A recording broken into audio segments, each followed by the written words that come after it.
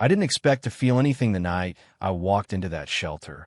I was 23 years old and had spent the better part of 2 years making sure I felt as little as possible. Numbness was easier, safer. I'd learned that the hard way, sitting in a cell in Boston with nothing but fluorescent lights and regret for company.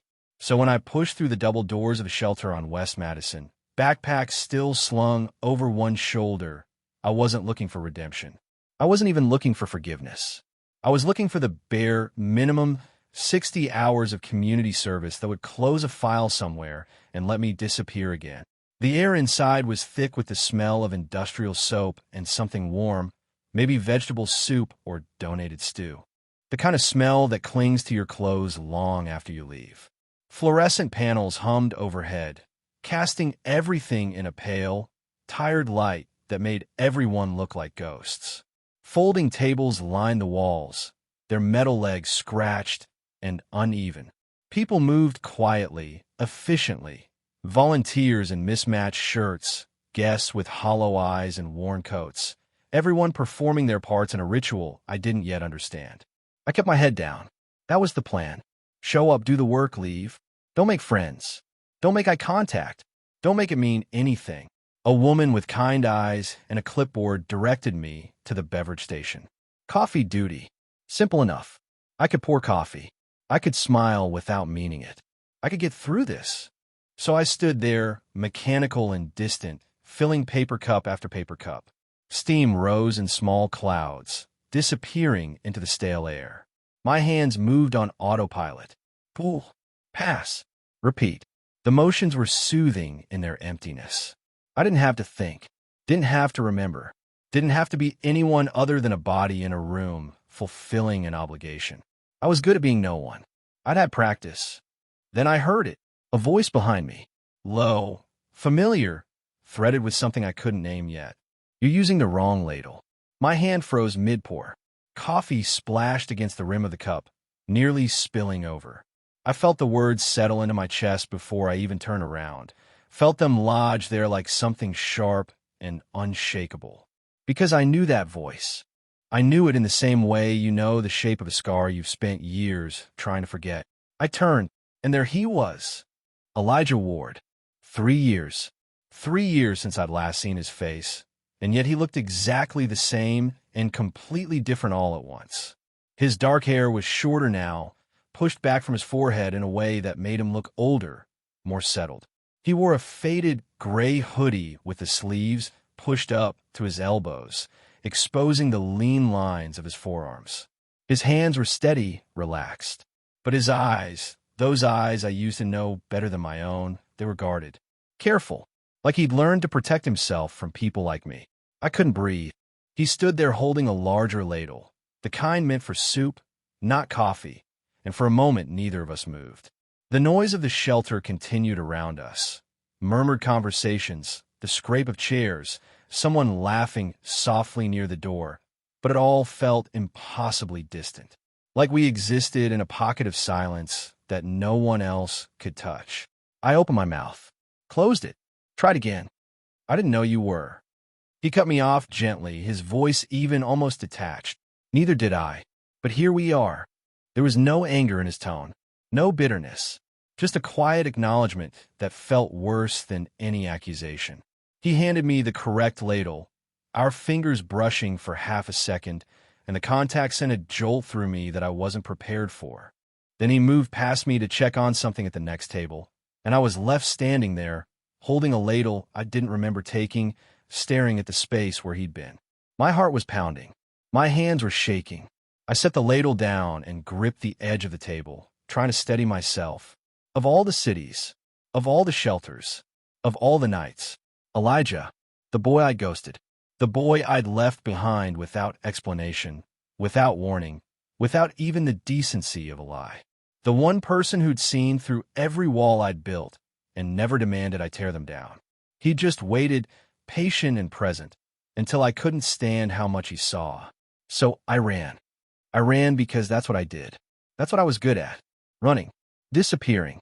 Starting over somewhere no one knew my name or my mistakes. But now he was here. 10 feet away. Folding blankets at a corner table like this was just another Tuesday night. Like my presence didn't matter. Like I was just another volunteer he'd briefly trained and would forget by morning. Maybe that was true. Maybe I was. I forced myself to return to the coffee. Forced my hands to stop trembling. Forced my mind to go blank the way I'd trained it to during those long months when blankness was the only thing that kept me sane. But I could feel him. Even when I wasn't looking, I could feel the weight of his presence in the room. Could sense when he moved closer, when he stepped away, when he glanced in my direction. My body remembered him in ways my mind had tried to erase. An hour passed, then another. We didn't speak again. We worked in parallel, moving around each other like dancers who'd forgotten the choreography but still knew the rhythm. He sorted donations near the back. I wiped down tables. He helped an elderly man find a clean pair of socks.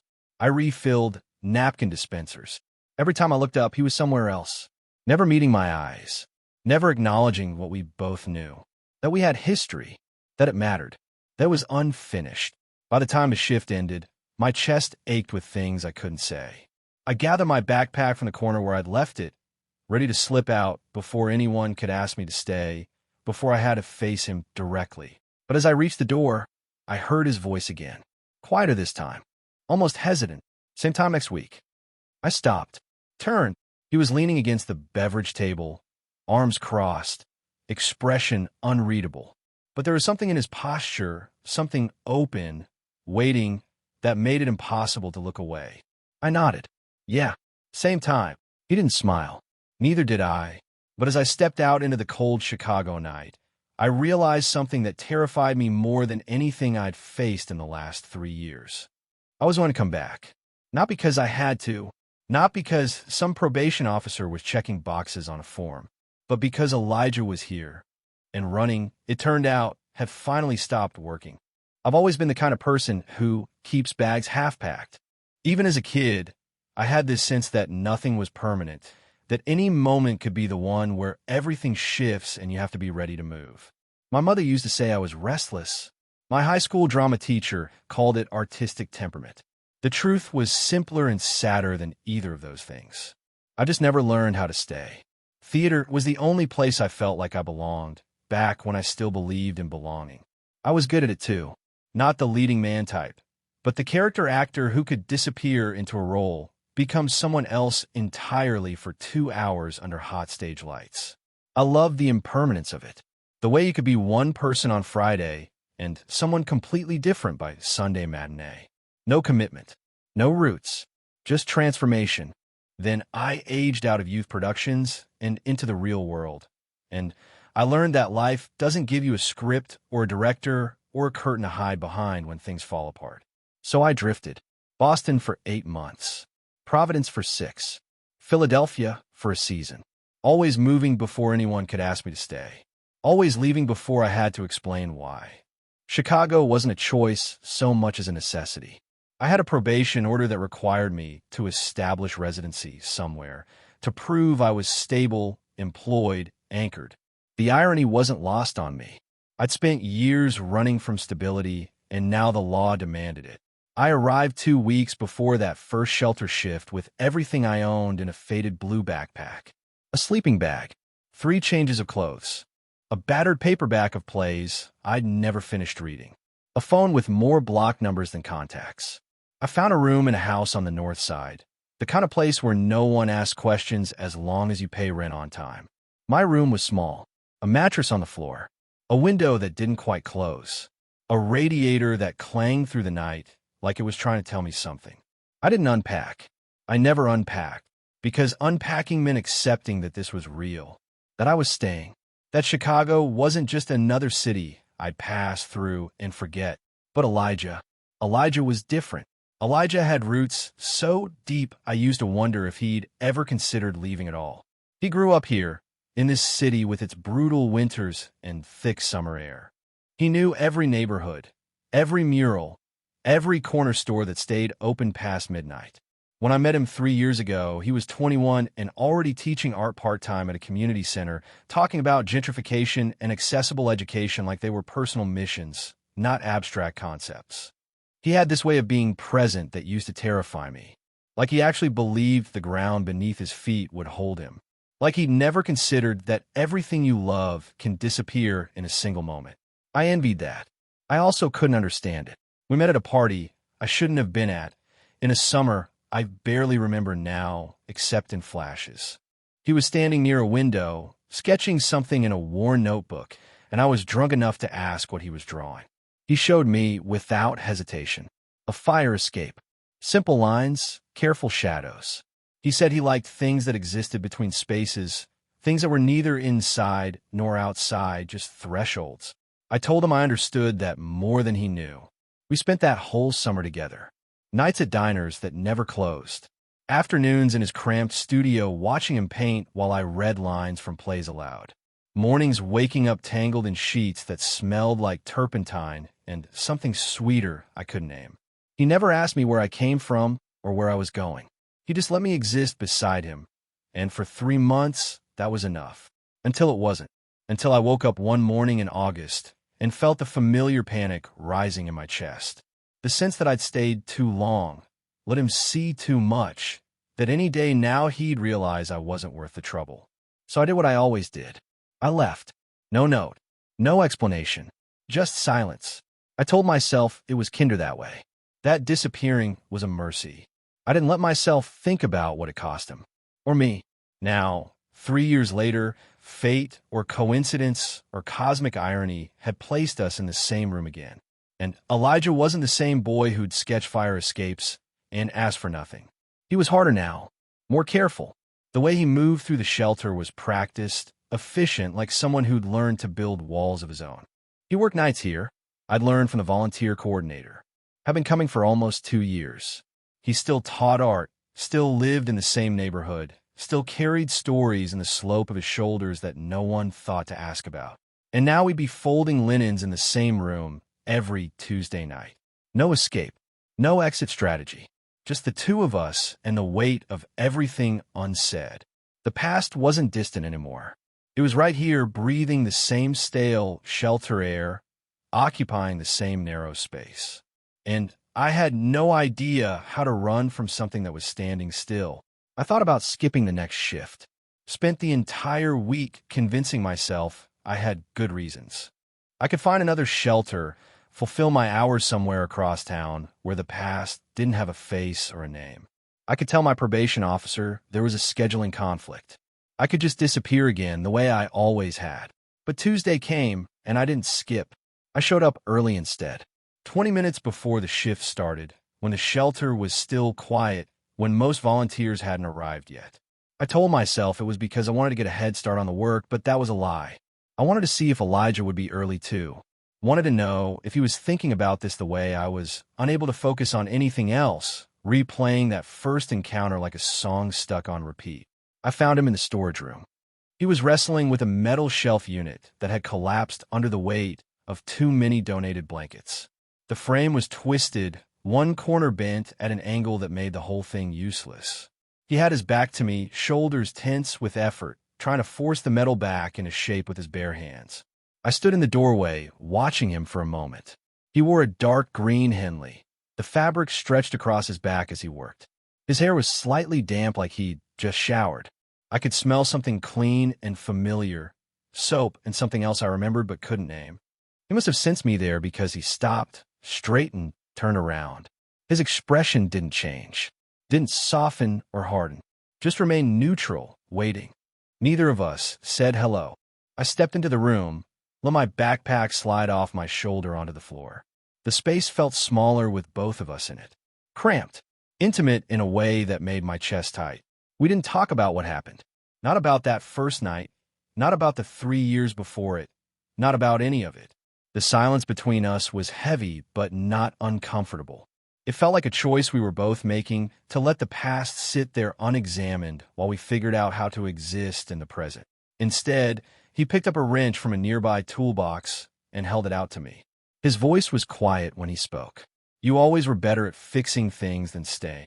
The words landed like a punch I should have seen coming. I flinched. Then, despite everything, I smiled. It wasn't a happy smile. It was the kind of smile you give when someone sees through you so completely that pretending becomes pointless. I took the wrench. We worked in silence. I bent the metal back while he held the frame steady. Our hands moved in coordination, a rhythm we fell into without discussion, like muscle memory from a time when we used to fit together easily. When the shelf was stable again, he tested it, shaking it slightly to make sure it would hold. "It will," I said. He nodded. "We'll see." I didn't know if he was talking about the shelf anymore. The shift passed the way the previous one had. We moved around each other carefully, never quite in the same space, but never far apart either. I folded donated clothes. He organized King goods. We worked the dinner line together, serving plates side by side, our arms occasionally brushing in the narrow space behind the counter. Neither of us acknowledged the contact, but neither of us moved away. When the shift ended, I expected him to leave the way he had before. Quick, efficient, no lingering. But instead, he waited by the door while I gathered my things. He didn't say anything, just stood there with his hands in his pockets, watching me with an expression I couldn't read. We walked out together into the cold March night. The city was alive around us, traffic and voices and the distant wail of siren. We didn't discuss where we were going. He just started walking, and I followed. We passed closed storefronts and corner bodegas still open, their neon signs flickering against the dark. We passed groups of people huddled outside bars, their laughter cutting through the night air. We walked in silence for 3 blocks before we turned a corner, and that's when I saw it. A mural, massive, covering the entire side of a brick building. I stopped walking. The colors were vibrant, even in the dim streetlight. Blues and golds, and deep reds bleeding into each other. Abstract shapes that suggested figures without defining them. Movement and stillness caught in the same frame. It was beautiful and chaotic and somehow achingly familiar. I stared at it for a long time before I found my voice. "Did you paint that?" Elijah stood beside me, his shoulder almost touching mine. He didn't look at the mural. He looked at me. "Yeah," he said. "You were part of it."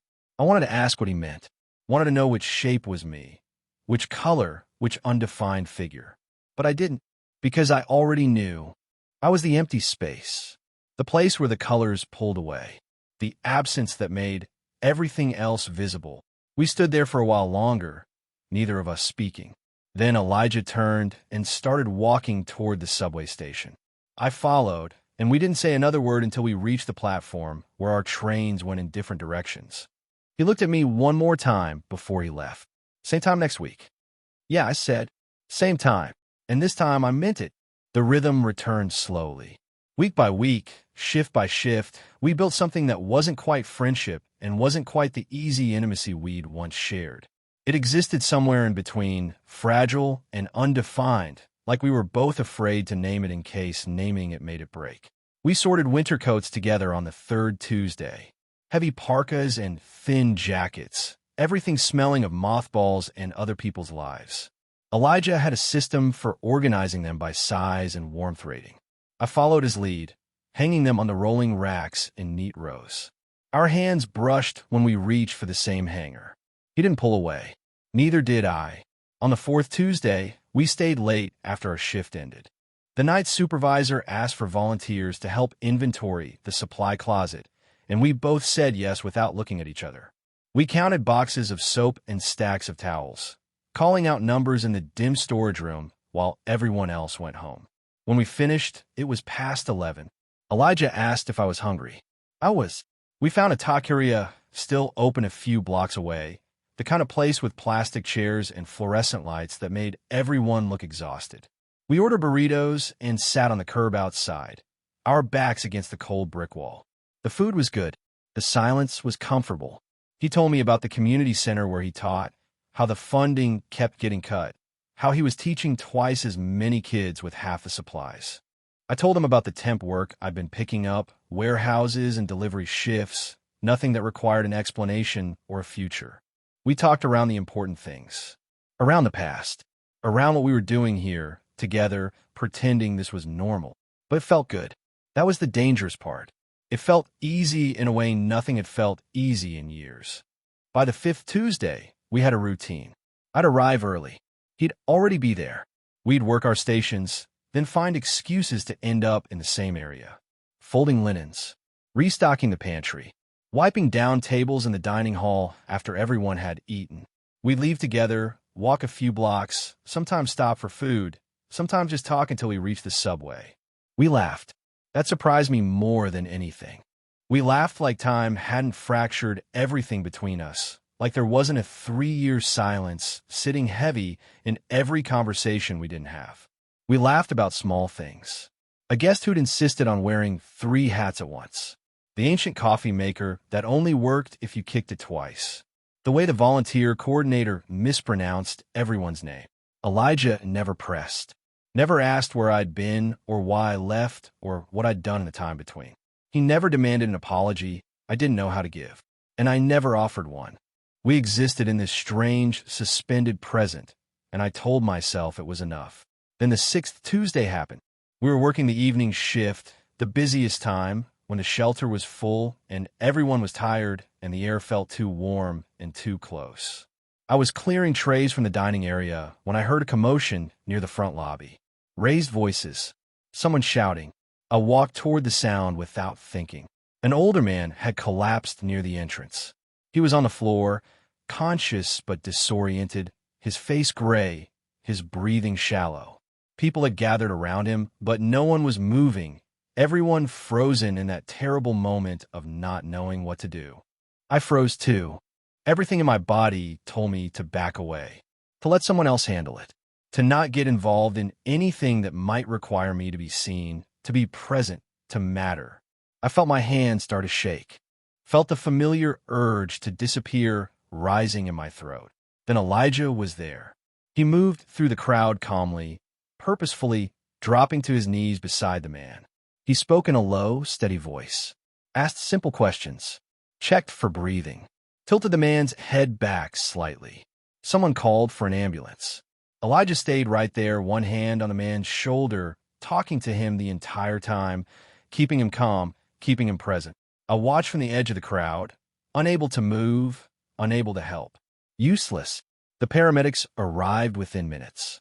They took over, and Elijah stepped back, giving them space. The man was loaded onto a stretcher. The crowd dispersed.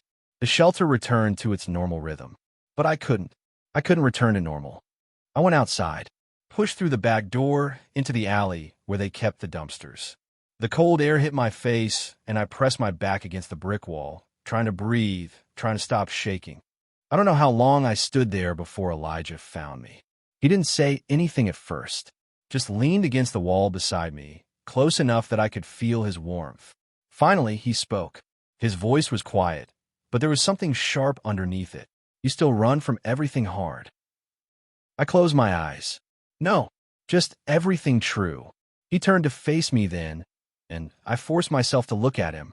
His expression wasn't angry. It was something worse. It was understanding. Then maybe it's time to stop. Our hands were at our sides, inches apart. I felt the space between them like a physical thing, like gravity pulling us together. I moved first, just slightly, just enough that my fingers brushed against his. He didn't pull away. Neither did I. We stood there in the cold alley behind the shelter, our hands barely touching, and for the first time in 3 years, I let myself stay. It took me 3 more weeks to tell him the truth.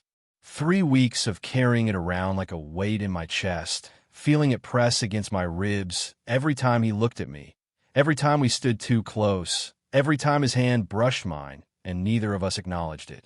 3 weeks of knowing that whatever we were building was constructed on a foundation of silence, and silence never holds. We were in the break room after a shift, sometime past midnight. Everyone else had gone home. The building was quiet except for the hum of the refrigerator and the occasional creak of old pipes. We sat at the small table near the window, drinking bad coffee from styrofoam cups, watching the occasional car pass on the street below. Elijah was talking about a new mural project he'd been planning, something about reclaimed spaces and community memory.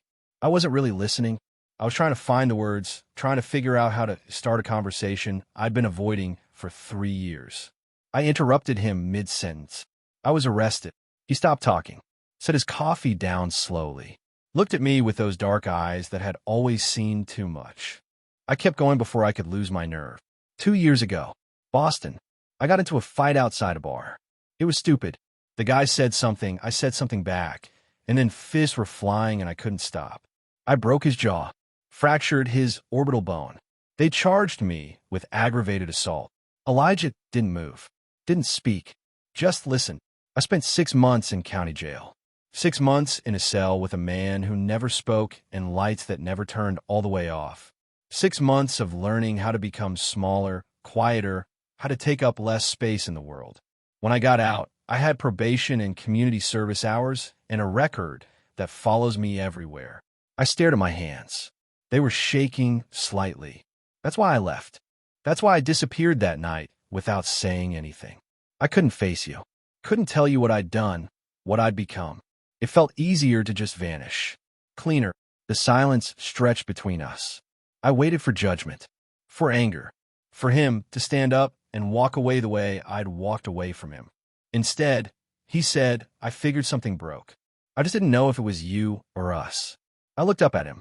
His expression was unreadable, but there was something soft in his eyes, something that looked like relief mixed with sadness. Both, I said. It was both. He nodded slowly, like this confirmed something he'd always suspected. Then he reached across the table and took my hand. Not in a romantic way, just holding it, grounding me. I never stopped hoping you'd come back, he said quietly. The words hit me harder than I expected. I felt something crack open in my chest, something I'd been holding closed for so long, I'd forgotten it was there. My eyes burned. I blinked hard, trying to keep whatever was rising in me from spilling over. Why, I asked. Why would you hope for that? He didn't answer right away. He just looked at our hands, his fingers laced through mine, and I realized this was the first time we'd really touched since that summer 3 years ago. The first time it meant something neither of us was running from. Because I knew you, he said finally. I knew the person you were trying so hard not to be, and that person was worth waiting for. I couldn't speak. My throat was too tight. All I could do was sit there, holding his hand across a cheap table in a shelter break room, letting myself be seen in a way I'd spent years avoiding. We stayed like that for a long time, not talking, just breathing the same air, existing in the same space, letting the truth settle between us. Eventually, Elijah shifted closer, not across the table, but around it, pulling his chair beside mine, so our knees touched. He leaned in, slowly, carefully, like he was giving me time to pull away if I needed to. I didn't pull away. He rested his forehead against mine. It wasn't a kiss. It was something more intimate than that. It was presence. It was acceptance. It was him saying without words that he knew all of me now, the broken parts and the parts still trying to heal, and he wasn't going anywhere. I closed my eyes and let myself feel it. Let myself feel him. Let myself feel the weight of 3 years lifting just slightly, just enough to breathe. When we finally pulled apart, the sky outside was beginning to lighten. Dawn coming slowly, the way it always does, whether you're ready for it or not. We stood up together, gathered our things, walked out into the cold morning air. At the subway station, before we went our separate directions, Elijah turned to me. You don't have to carry it alone anymore, he said. Whatever you're still holding, you don't have to carry it alone. I nodded, tried to smile, failed, but I believed him. For the first time in years, I believed that maybe, just maybe, I didn't have to keep running. Maybe I could stay. Maybe I could let someone see me and not disappear because of it. Maybe I could be enough, just as I was, broken parts and all. The offer came on a Thursday afternoon, 2 weeks after I told Elijah everything. I was finishing up a delivery shift when my phone rang. The volunteer coordinator from the shelter. Her voice was warm, almost apologetic, like she was afraid I'd say no before she finished asking. They had an opening, a permanent position on staff, administrative work mostly, but also intake coordination, supply management, whatever needed doing. The pay was minimal, barely enough to cover rent and groceries. The hours were long and irregular, but it was stable. It was real. It was a start. I told her I'd think about it. I didn't tell her I'd been thinking about nothing else since she started talking. That night, I sat in my room with the phone in my hand, staring at the backpack in the corner. It was still half-packed, the way it had been for 2 years.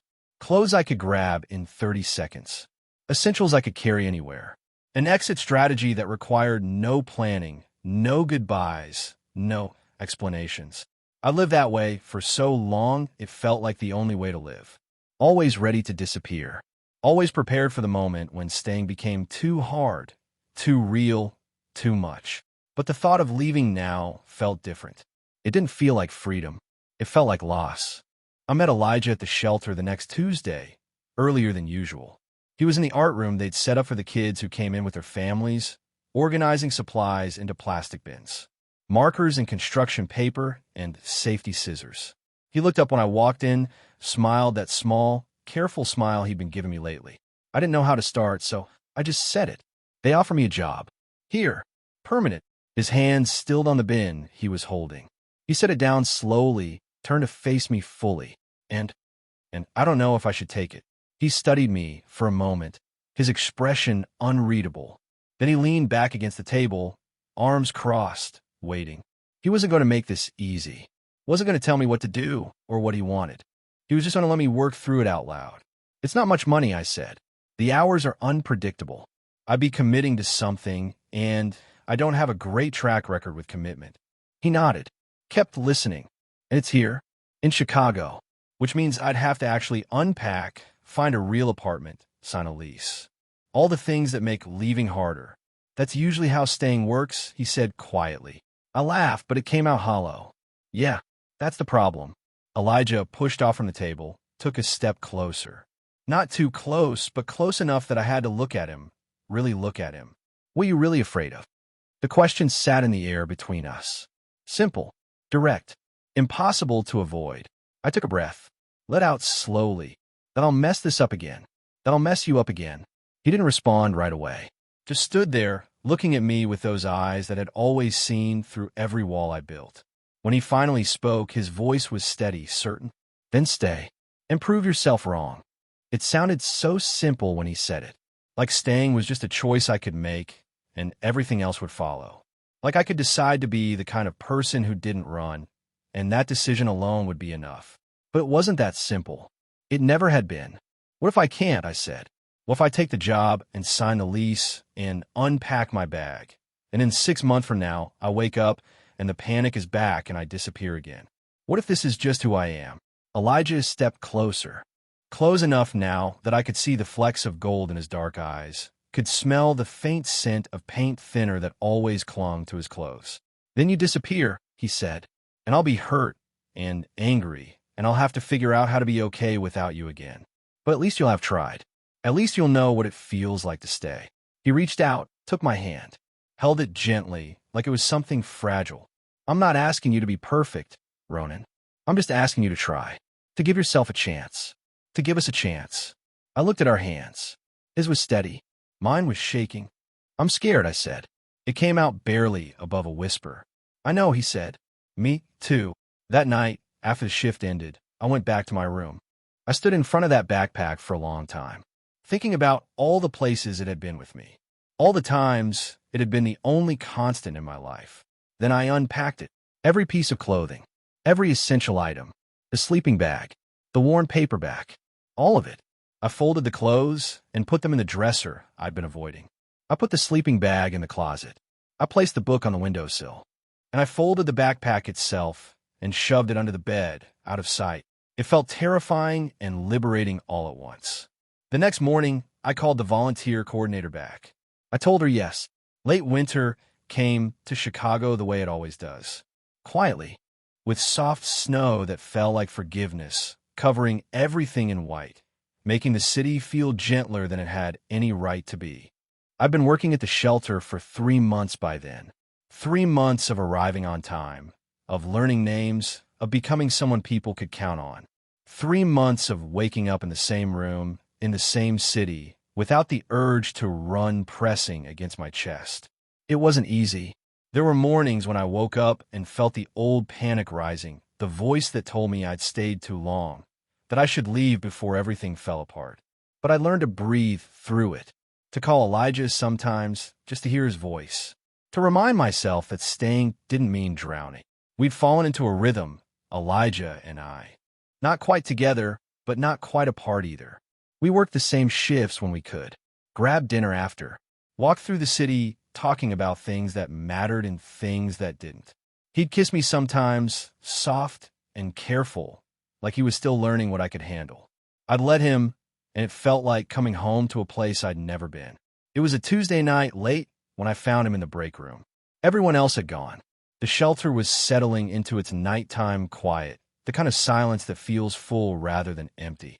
He was sitting at the small table by the window, the same table where I'd told him the truth months ago. But this time, he had papers spread out in front of him. Sketches, rough outlines in pencil and charcoal. I sat down across from him, the way I always did. He looked up, smiled that small smile that still made something warm unfold in my chest. "What are you working on?" He turned one of the sketches toward me. It was beautiful. Two figures rendered in simple lines, not quite touching, but clearly connected. They were passing something between them. Blankets, I realized. The composition was intimate without being sentimental. "Honest. It's for the bulletin board," he said.